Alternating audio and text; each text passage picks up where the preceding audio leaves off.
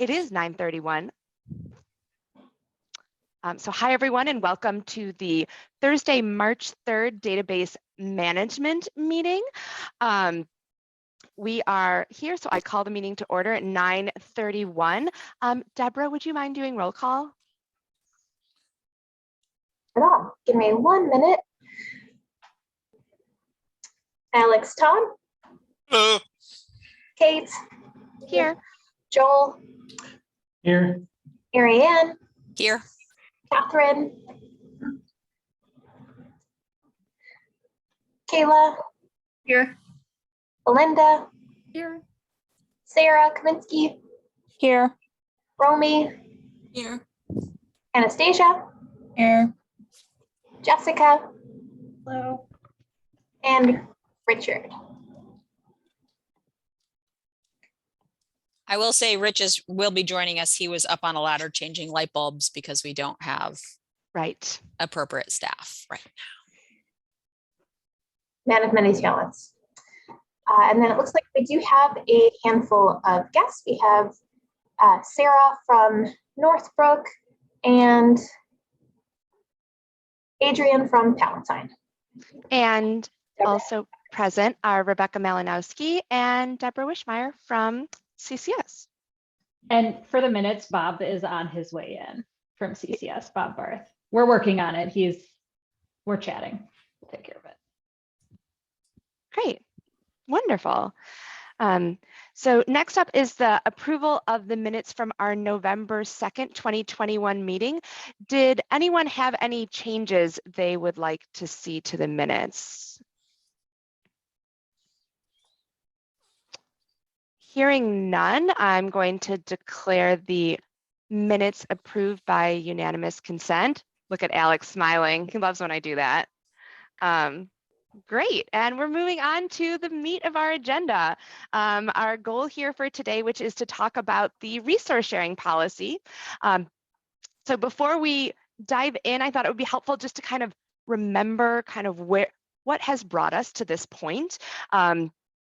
We've been talking about this now. Well, does anyone watch The Good Place where they have Jeremy Bearimy time? Yeah, Joel knows. Yeah, Arian knows. Yeah, right, Romy too. Yeah. So like time does not have any meaning anymore. So I'm not going to say like when we started talking about this, but it was sometime between 2 months and 20 years ago, depending on how you're viewing time.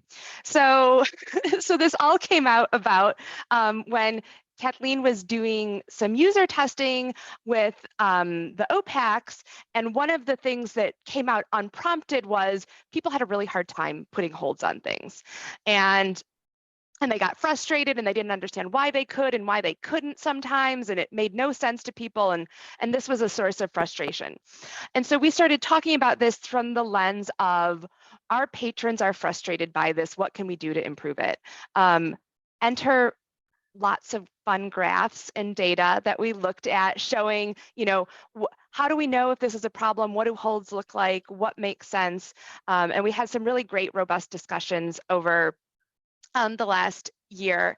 And so that is where we came from. The goal is to find a way to reduce some of these barriers for patrons and to make our catalog and interfaces more accessible for them from the back end by making things more uniform. So that is where the draft resource sharing policy came from. I know you guys had, a lot of people had some really good questions that Deborah kindly responded to ahead of time yesterday afternoon. Hopefully everyone had a chance to read her very comprehensive responses, which was super helpful. Before we dive into talking about the actual policy, I wanted to just get a sense, because it has been a while since we've met and talked about this. So in the chat, and I'll read these out so that we have them recorded in the official meeting.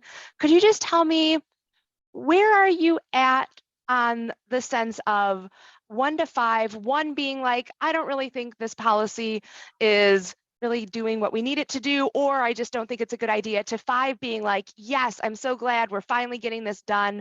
Let us move forward. This policy is great. And I think that everything in it looks wonderful and I don't have any changes. Alex put 11. Alex, that is not how 1 to 5 works, but that is great. And okay, great. We got another 8, a lot of 4.5 and 5s. And I don't know what spinal tap is. I mean, I've had spinal taps. Does that count? Okay, so we've had more 5s, 4.5. Oh, Catherine points out counting has lost all meaning as well. Totally fair. To be fair, math is a construct. It doesn't actually exist. It's something we created. So if you want to hear more about that, I follow a really awesome drag queen mathematician on TikTok. I can send you. All right, so it looks like we've heard from quite a few people. 4.5, 5 with our few outliers of 8 and 11, which is still great. So it sounds like we're all pretty much on the same page that we think that this is a good idea. So just to, again, talk about what the next steps are. So today, what we would be doing is looking at the policy, if we think that any changes need to happen, and then we'd be recommending it to go to executive committee. Bylaws and policy. I wish I could blame this on Monday, but it's Thursday. I'm going to pretend it's Monday, and that's why my brain doesn't work. So it will go to bylaws and policy, and then if bylaws and policy recommended, it will go to governing board where it would be hopefully approved. So bylaws and policy is meeting at the end of the month on a date, and we'll be talking about it at that point. Deborah and I talked about the date yesterday. Don't remember what it is. So that is the next steps. So I'm going to now be quiet and see what questions people have and see if Deborah has anything that you want to add just about the policy in general.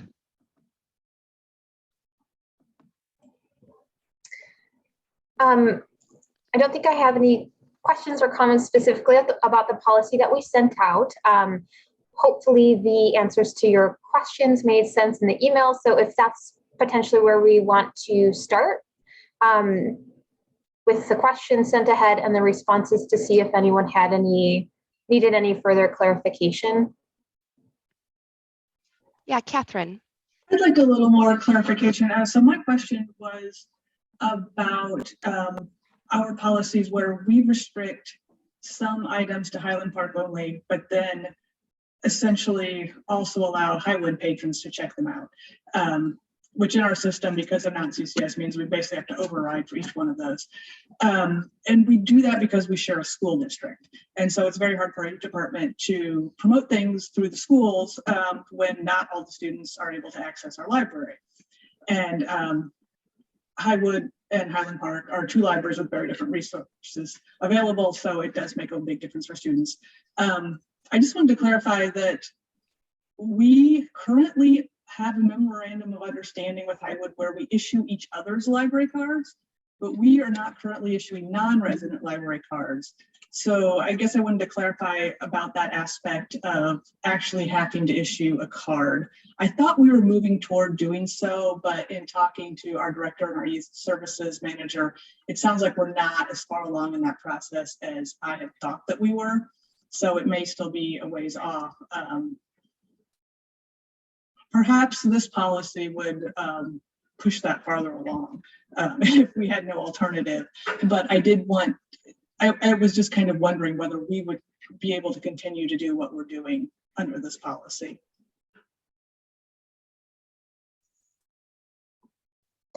I think the answer to that is yes. If you were to have like an agreement between Highwood and Highland Park, then you would be allowed to treat Highwood patrons as Highland Park patrons when it comes to sharing of materials. Rebecca, any additional comment on that? Yeah, I mean, so it sounds like at this time, Catherine, there's not an agreement specifically about, like, the agreement is just, I'll help you get a library card for your correct, like, home library, but not like, we're going to give you special permissions at our library. Is that what you're saying? Yes, and essentially that's because, I mean, within our system, there is no real way to give a Highwood patron special permissions. I mean, we do have to do it with staff overrides, which is not ideal, but that's what we have, so that's what we do. Yeah, I mean, I think you could certainly continue to do that. I mean, our goal is not to restrict access for anyone. I do think that some other libraries could maybe provide some help on how they're managing similar situations. I know is it Niles and Park Ridge?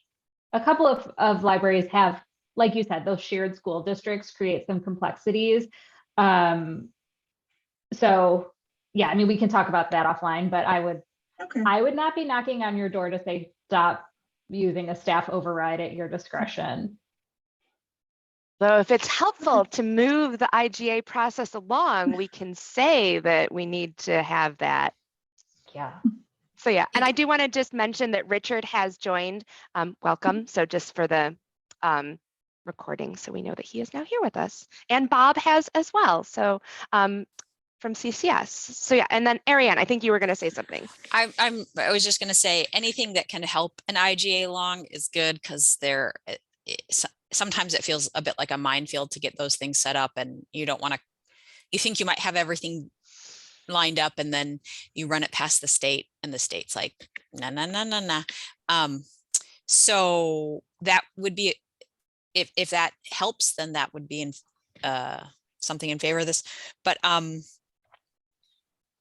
just to share, we override a ton at Niles because of the limits set for Chicago patrons and within CCS, and we want to abide by everyone's desires to set, to maintain those limits, but we, for our materials, override a lot. So it's part and parcel of our patron service experience.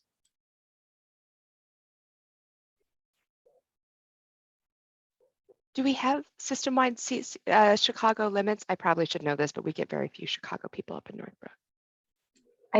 We do not have, I do not believe we have system-wide Chicago public library limits in our policies. Rich, is it the self-check that they're limited to 50? Is that what happens? Yeah. And then they have to go to the front desk to get everything else overridden? Yep. Unless something changed, that's how it was. Rebecca, just from, this might have been something that changed when we moved to Polaris. Did we previously have a checkout cap of 20 for Chicago Public Library patrons? I do not believe that is currently active in our policies, but I would need to double check on that. Yeah, we used to have system-wide limits, and I believe that we changed that, but we can look more into that. And maybe it's a self-check function more than anything else. I don't know. But yes, that overriding is a thing, happens a lot for various reasons. And Niles, we can follow up with you on that. All right, so then going back to the questions that people had,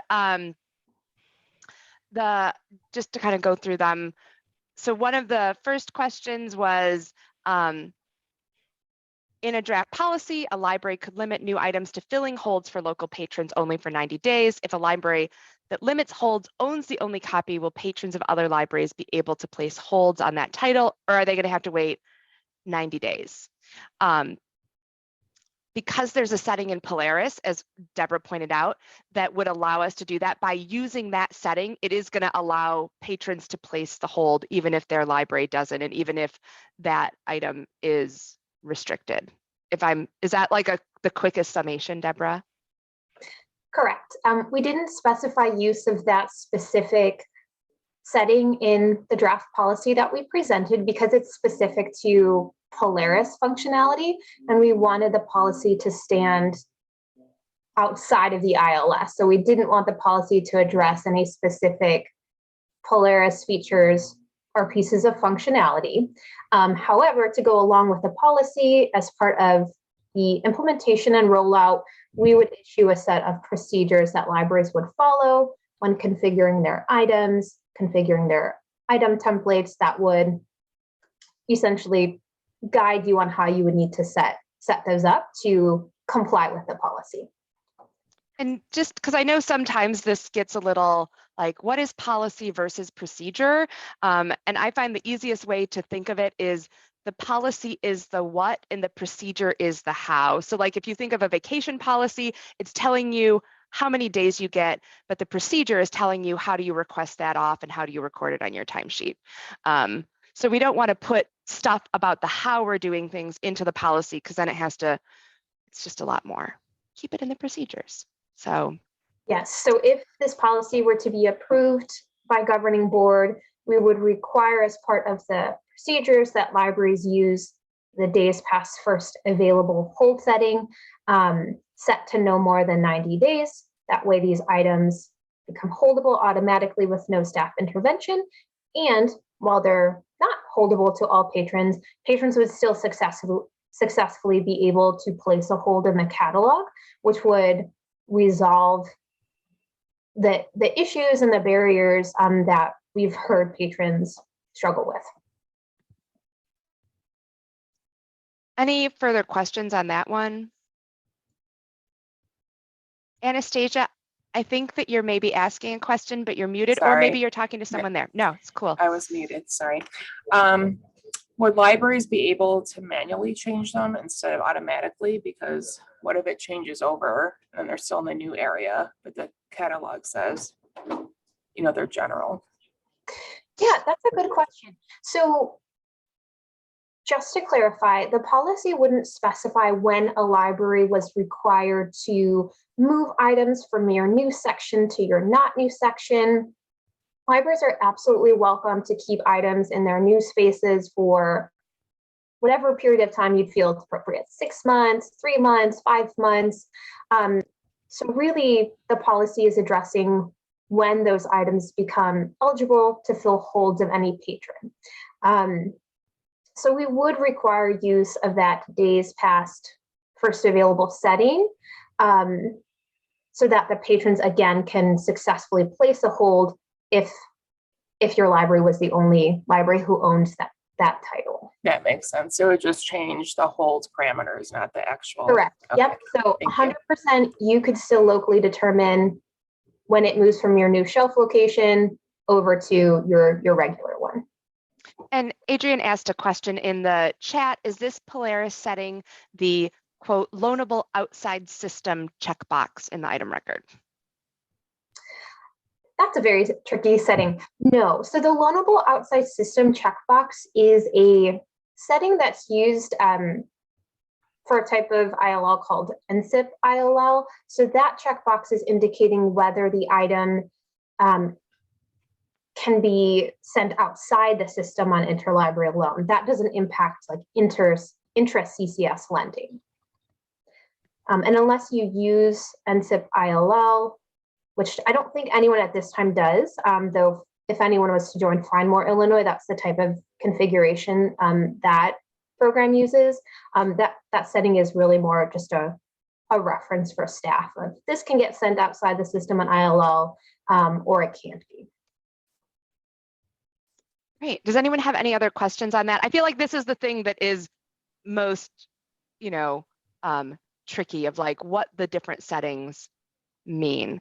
Oh, Kayla, yeah. So one, she is asking if she can clarify if one is most in favor or against. And so one was like, no, I'm having a lot of concerns. 5 was like, yeah, this seems like a really good idea. So if that changes things at all for people, just to kind of, that was just to get a read. We're not holding anyone to any of that. So, okay, great, thank you. All right, so then oh, sorry, Sarah, thank you, go ahead. Yeah, actually, we had a couple questions about the setting for the days past first available. That checkbox does not, you can't do a bulk change with that. So that would be a thing that you'd have to go into every record to change and mess with. And we've kind of had some concerns about like added items, things that were going to be new, but weren't added when the original set were new. Would they be on a rolling basis of 90 days, or would we have to go in to check the first item to see what that day is set at, and then try to figure out what day the new items would be checked to be set at? It would be a rolling 90 days for the item. So it would not be 90 days from the release of the title. It would be 90 days from the item becoming available for circulation. It'd be far too much for a library to do the math to say, okay, 90 days from the release, but that setting at 90 days follows the item's availability for And circulation. just to clarify, I know, Deborah, you just said like the items released. This policy would encompass any item that is added to the collection, not just new items. We're not going to define what does new mean, what does new mean to your library or my library. It's just something that you have just added. It might be a replacement copy. It might be an actual new item. So just so that we're all on the same page with that, because I know that definition can also get a little tricky. Yeah, and just like expand on that, we wouldn't require that you make your replacement copies holdable only to your patrons for 90 days. Absolutely not. If it's a replacement copy, you wouldn't have to use that days past first available setting, but just for simplicity's sake, we're just defining new as an item new to the collection, not an item published in the past 3 months or what have you. And then Sarah, to address your question about the bulk change, yes, absolutely. This hold setting, for whatever reason, is not available in the item bulk change options. So as part of an implementation process, CCS would help bulk change items as needed on behalf of libraries. We would likely work with Innovative on that. And then we would work with libraries to update your on order item templates to ensure that the setting was just enabled in those templates. I think it is fair to say that Northbrook has a complicated process that we've refined. I mean, like, Tech does an amazing job and Sarah Scodius runs all the reports and we have a system, but I think our process is probably more complicated than most people's in terms of how we're handling the new stuff. So yeah. Other questions? Yeah, Jessica. Is there any expectation then, say Wilmette gets a copy and we're the only copy in the library and someone from Glenview has a hold on it. At this point, we do not run reports to see what other libraries are looking for it. And so it's just going to make its way through Tech in the pace that it's at, given our workload right now. Is there any expectation around that? Is it just, it will be delivered to you when it's delivered to you? Any thoughts on that? From my perspective, no. I think you would continue to prioritize processing of your items that have holds for your patrons. There wouldn't be an expectation that you would have to prioritize processing of items for other library patrons. So I don't think you'd have to change your current process. You can. It's kind of like the Department of Labor. You can always be more generous, but there's like this minimum that they want you to be at. So like the policy is the minimum, but everyone can choose to be much more generous if they want to.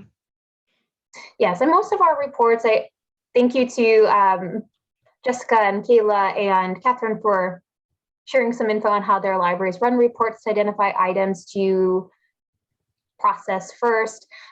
Most of the reports that we have available specifically look at items that are in process or on order that your patrons have holds on. So absolutely, if a library would like to prioritize items with holds for your patrons and then next prioritize items with holds by any patron, we could adjust or create some new reports to help you find those. But I think this we wouldn't require any change to your current flow. Okay. Other questions or comments about the policy? Oh, Ariane, I think that you are talking to us. Just to double check, we're talking about materials here, right? This is not going to be applied to document cameras or, library of things all of our tech equipment that goes out. We're just talking about printed We are materials. talking about AV. all materials. So if you have materials that are, for instance, library of things, but that you wouldn't normally send on the van, right? That isn't safe to travel. Like we have laptops that you can check out for in-house use. Those aren't going to change because we don't send those. But if it is something that you would be able to send through delivery, then those, I think that's how I'm thinking of it. But Deborah, correct me if I'm like, that would be what would be included. And that would include things like movies, music, video games. Right, but like GoPro cameras and Roku sticks, we're hoping that's not expected to go out. Yeah, we heard the concerns of the group that there are some collections that are expensive or very in demand of your patrons. And so we did include a section in the draft policy that addressed your special collections. Again, we defined in the policy special collection as things with high demand, value, rarity. You still have agency within your library to identify those collections and choose if you would like to limit those to just circulation by your own patrons. So yes, as part of this policy, we would not expect that all of a sudden you have to send your telescopes in transit to Northbrook, or that you would all of a sudden have to start lending out your Wi-Fi hotspots to all patrons. You can still restrict those collections, again, that are high demand, have a lot of value attached to them, to just your local patrons. But the expectation would be that when feasible, like the majority of your collection would be eligible to be shared with other libraries. Just to ask the procedural back end question of that, will there be an additional field that we'll be marking for special collections or non? How would that work? I don't know if there would be a certain field. We'd have to talk more about sort of the procedures around this if the policy is to be approved by governing board.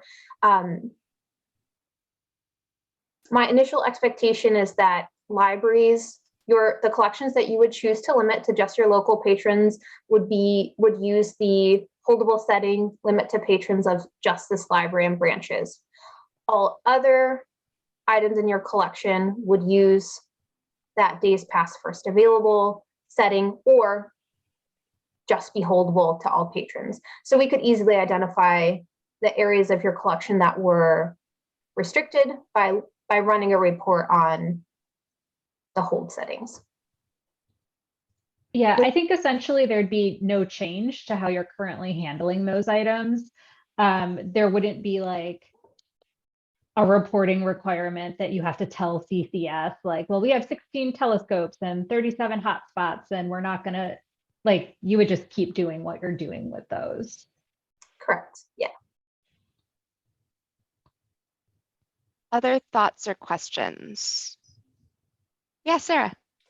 I had a question. If we have things that normally are like part of the regular collection technically, but we don't send out, would we need to identify in any way that these items are not going to be holdable for other patrons? Or is this just like, since we're going with like a transparency thing of everyone can put a hold on pretty much everything, if they can't suddenly put a hold on something, do we think that needs to be like identified in any way?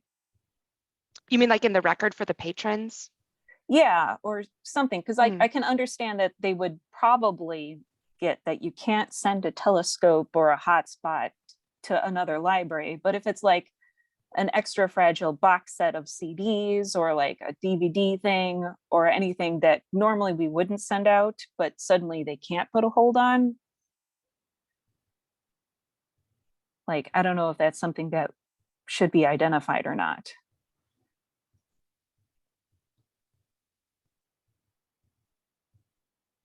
I don't have a great sense of how often that would come up, or as you said, like how self-explanatory it would be for a patron.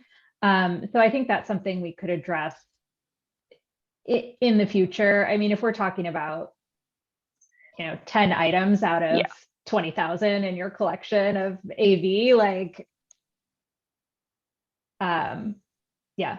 So I just don't know at this time. I think that as Deborah's working on procedures, that's something she could look into.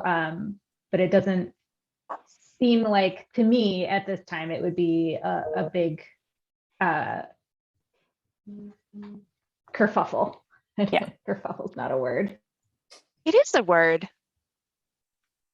It's a great word. If patrons try to place a hold on something in the pack that they can't place a hold on, they do get this cryptic pop-up that says no items are available, contact your library. So I know that some of them do because we do get calls about that. Mm-hmm. Yeah, and the goal with this, we know that there's still going to be weird stuff, right? That patrons are going to be like, oh, I don't know. The goal is to reduce that as much as possible. We know we're not going to be able to completely eliminate it, but yeah, I like Sarah's idea, but figuring out, is there another way that we could maybe notify patrons instead of, as Catherine put it, that cryptic message that it's kind of like, what? Because like, I wouldn't call. I would just be like, I'll just find it somewhere else, or this just means it's not, it's not something I can get. Because it would mean talking to people. And who wants to do that, right? And as part of a rollout, we could look at the language that's specifically being used on that page to see if we can make improvements, just to make it clear to the patron that they should encourage them more strongly to contact you if they're running into issues. And I'm imagining that Bob has some type of reporting magic that he could do, that after this was implemented, we would be able to see exactly what items are still not, not going to be able to be held. And we're going to get that cryptic message and determine if we need to do that. Like Rebecca said, if in our, how many items, we're at like 5 million, right? In thereabouts? No? Yes, More. okay. More.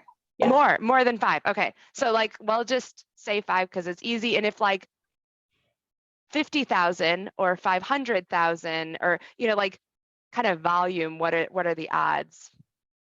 But Bob has reporting magic that he can do to tell us. Yeah. And I do think it's a small overall percentage of our collection. So the policy is more geared towards, again, sharing the bulk of our items with each other versus focusing on these kind of like smaller areas. But definitely, I think things we can do to improve that experience. Yeah, Kayla. How many libraries don't allow holds on order items?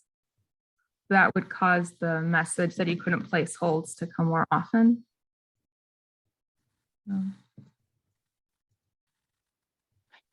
That makes sense. Obviously Change not. this. This would change that so that people could put a hold on the on order now, even if only one library has it, right? Not just when it's available. Okay. So we would, as part of, again, the procedures around a rollout, would require on order item templates to have the holdable days past first available setting checked. That way, any patron could place a hold on the title successfully if they find it in the catalog. And Jessica, were you going to say something? I feel like you were maybe. No, I raised my hand because that's how our on order templates are set up for Wilmette patrons only. Oh, okay. All right. So again, it would still not, just because the hold is there, they would still possibly then have to wait until the item is in and then another 90 days. So we're not changing anything. I think this is important to just keep reminding people. So yeah. And so yeah, other questions? This is helpful so that we can, this gives Deborah all sorts of fun stuff for when she creates the procedures. Yeah. Oh yeah, Sarah Scodius is asking, templates would only need to be changed if they were previously set up to limit to our patrons only, correct?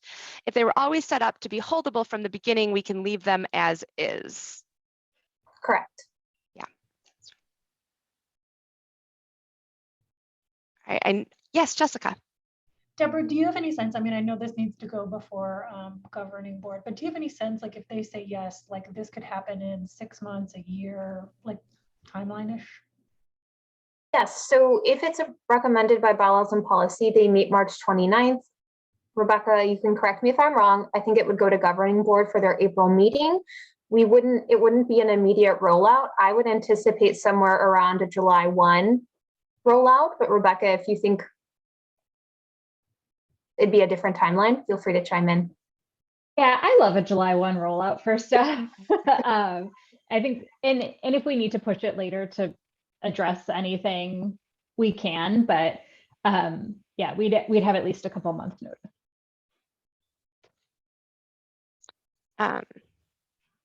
Okay, other questions? That was a great one too, Jessica.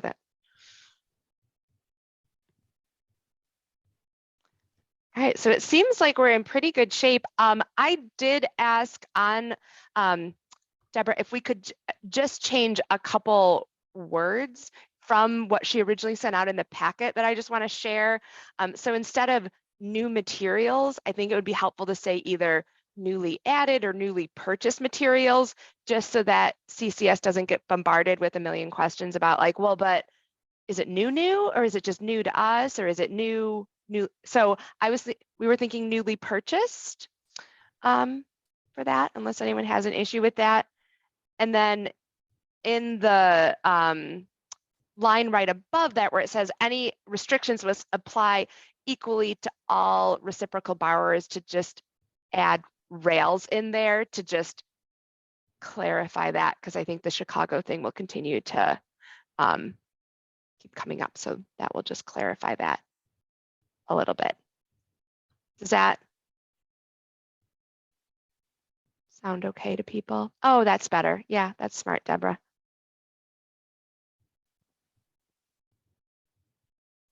I'm muted, sorry about that. Kate is referring to this section here where it says items new to the collection are eligible to fill holds for any patrons, or items new to the collection are limited to fill holds for local patrons. Kate suggested a language change of newly purchased items. How does the group feel about that language change?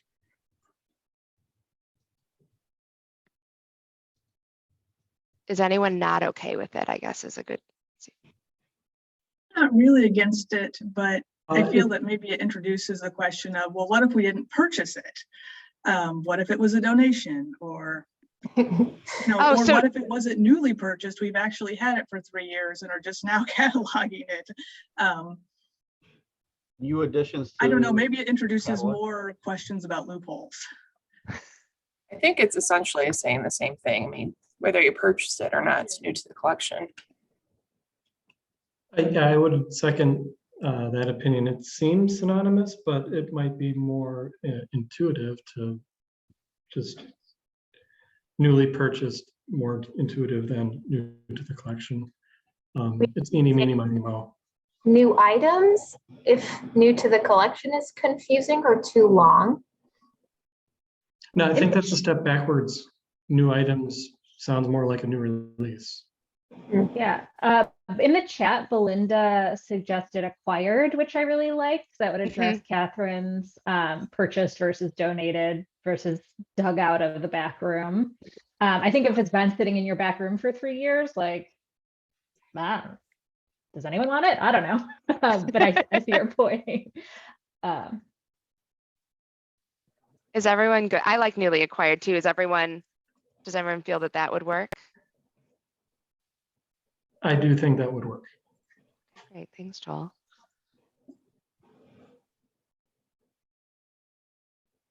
Okay.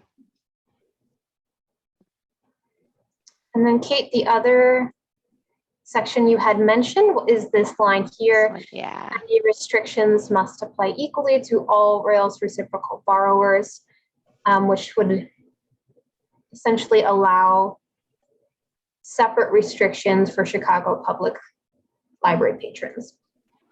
I will note that CCS does not currently have a way to distinguish between patrons that are Rails reciprocal borrowers or non-Rails reciprocal borrowers that are not Chicago Public patrons. So we only have one reciprocal patron code that patron code encompasses, again, both Rails reciprocal patrons and then card holders at libraries that are not part of Rails. I do not think we have very many cardholders visiting our libraries that are from libraries outside of Rails. The northern libraries may receive some Wisconsin patrons that visit their libraries, but I think for the most part, the bulk of patrons registered as reciprocal borrowers are members of Rails libraries. So just Do we let people from Wisconsin check out here? Do people? I believe Zion does. Fascinating. Huh. That's like two new things I've learned today. This is a very exciting day. And we're All right. surrounded by Rails libraries. So again, the most reciprocal patrons are already Rails members.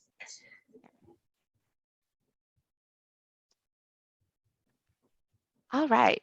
Does anyone have any other questions or recommended changes for the policy?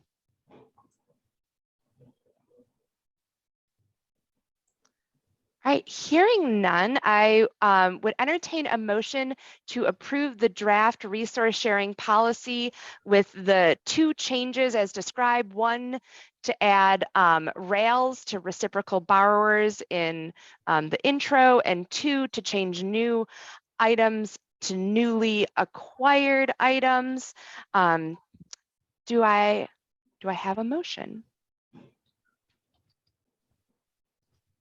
All motion. Great. So thanks, Anastasia. Do I Second. have a second from Alex? Wonderful, thank you. Is there any further discussion on the policy? And then again, we're recommending this to bylaws and policy, who will then recommend it to governing. And then with a possible July 1 rollout. Okay, great. So we're gonna go ahead and do a roll call because we're online. So Deborah, would you be so kind?